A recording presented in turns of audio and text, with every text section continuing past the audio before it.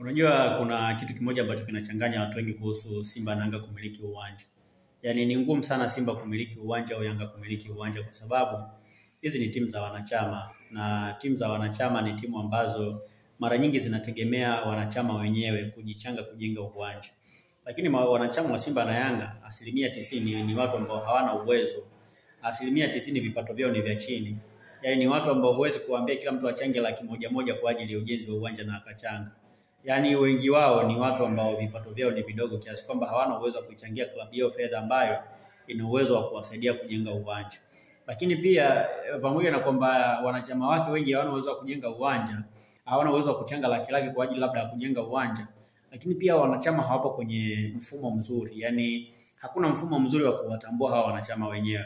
Kwamba labda leo sasa hivi labda Simba ina wanachama wangapi? Yanga ina wanachama wangapi? Waliopo hai ni wangapi? Na ambao sio hai ni wangapi? Yaani hakuna mfumo wa kuwatambua pia vile vile. Kwa hiyo inakuwa pia ni ngumu, ni changamoto nyingine ambayo inapelekea Simba na Yanga nashindwa kuwa na viwanja. Kivipi?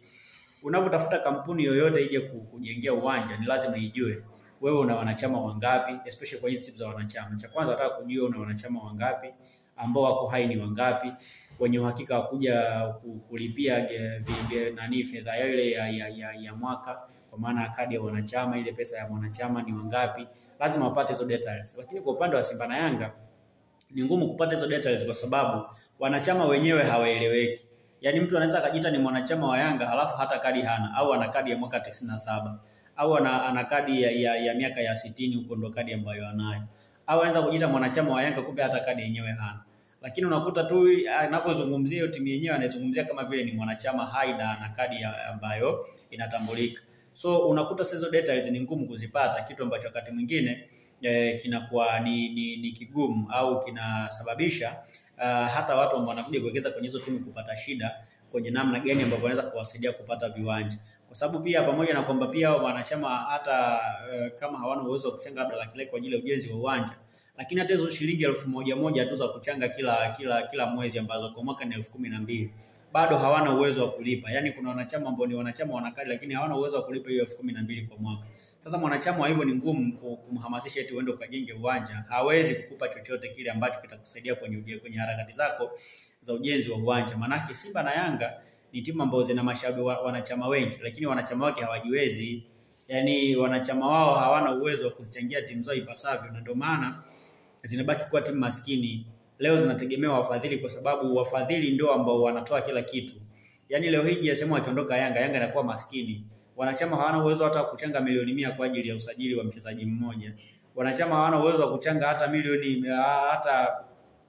pesa ya kulipa mashabiki wachezaji kwa mwezi. Hawana uwezo wa kulipa pesa ya kutoa pesa ya uendeshaji kwa mwaka. Kwa hiyo yani timu zinategemea zaidi wafadhili kwa sababu wanachama wake wengi ni maskini, vipato vyao ni vidogo zaidi.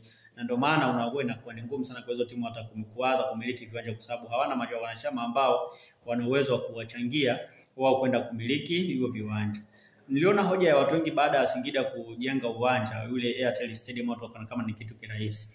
Unajua timu za wanachama ni ngumu sana kuzisaidia kutafuta makampuni kama haya kujenga viwanja kwa sababu kwanza hazina clear plan ambayo inampa mwekezaji room ya kuingia na kujenga huo uwanja. Kwa mfano, Mo Dewji na JSM, hawa ni watu ambao hawana uwezo wa kuwajengea Simba na Yanga viwanja kwa sababu hawana umiliki wa moja kwa moja kwenye hizo timu. Yaani shida ya timu za wanachama ni kwamba unaweza ukatoa pesa nyingi kwa ajili ya kuisaidia timu, alafu baadaye wakakutoa. Manake wanachama wao wanachokitazama zaidi ni matokeo. Yaani tunasema ni ile result oriented. Yaani ikifika wakati timu haipati matokeo watakuchomoa tu, watampa nafasi mtu mwingine. Sasa unakuta wakati huo wewe timu haipati matokeo mazuri, kumbe ni changamoto za kimpira ambazo huwa zinatokea kwenye timu zote duniani. Lakini wao wanaamini kwamba yule mtu ambaye amewekeza pale ndo amefanya makosa. Kwa hiyo mwisho wa siku watalazimisha kutoa madarakani. Sasa unakuta wakati huo labda wanakutoa tayari umeshaanza harakati za kujenga uwanja, labda umeshaleta mkandarasi, umeshalipa kiasi fulani cha pesa, kuja kurudishiwa ni ngumu kwa sababu wenyewe hawana uwezo wa kurudishia hiyo pesa. Sasa kama mashabiki labda hawana uwezo wa kuchanga 12,000 kwa mwaka ambao ni ada ya 1,000 kila mwezi. Leo umetumia bilioni labda 5 labda tayari kwenye tu ule mwanzo wa ujenzi wa uwanja. Wataweza kukulipa? Jibu ni kwamba hawawezi kukulipa. Sasa kama hawawezi kukulipa, maana yake umepata hasara. Sasa ili uepukane na hizo hasara, ni bora uache kuwajengea uwanja, na ndio maana GSM hana mpango wa kuwajengea Simba uwanja, Yanga uwanja, wala Mo Dewji hana mpango wa kuwajengea Simba uwanja. Kama utakumbuka vizuri, Mo Dewji aliwahi kusema kwamba siku mchakato wa mabadiliko kikamilika atakuwa na uwezo wa kuwasaidia kujenga, atajenga uwanja. Lakini unajua kwa nini amesema mpaka mchakato wa mabadiliko kamilike? Ni kwa sababu mchakato wa mabadiliko kamilika ina maana atakuwa na uwezo atakuwa na hisa zake. Kwa hiyo zile hisa zake atakuwa anazimiliki kisheria. Maana hata akijenga uwanja siku akiamua kuuza hisa zake, anakuwa ni sehemu ya ule uwanja pia anauza, kwa sababu ni sehemu ya hisa zake.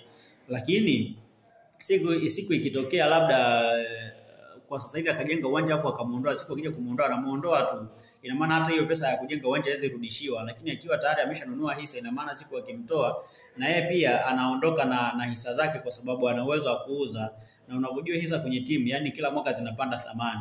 Kwa inawezekana leo amenunua labda hisa 40 labda kwa thamani labda bilioni 20. Lakini miaka mitano inayokuja hizo hisa 40 zikawa na thamani labda bilioni 40. Ni kitu ambacho kinawezekana. Maana hata kama ametumia bilioni 10 kujenga uwanja, tayari anakuwa naye amepata faida hapo ndani. Lakini kwa sababu mchakato wa mabadiliko haujakamilika, ni ngumu kujenga uwanja. So Simba kwa hao watu wawili, Simba na Yanga, ni ngumu kujenga viwanja, kwa sababu kwanza wanachama wao hawana hela, hawajiwezi, hawana uwezo wa kuchanga pesa ambayo inaweza kumudu kujenga uwanja. Lakini pia wanachama wa hizi timu mbili ni watu ambao pia hawapo kwenye mfumo mzuri, kiasi kwamba yani wanakupa nafasi ya kuongoza timu hiyo, lakini muda wowote tu wanaweza kukuchomoa. Sasa ukijifanya kiherehere ukajenga uwanja, wanaweza kaa wamekuchomoa kipindi ambacho tayari unakamilisha uwanja. Sasa ukiwa umekamilisha uwanja na hawana uwezo kurudishia lako na wakakutoa madarakani, it means umepata hasara. So Simba na Yanga kujenga viwanja ni kitu ambacho kinawezekana, lakini kwa sasa hivi ni ngumu kwa sababu hizo ambazo nimezitaja. Na Mo Dewji na GSM hawawezi kuwajengea Simba na Yanga uwanja kamwe. Zaidi watawasaidia kusajili wachezaji na kulipa mishahara ili waweze kutangaza biashara zao, lakini sio kuwajengea viwanja.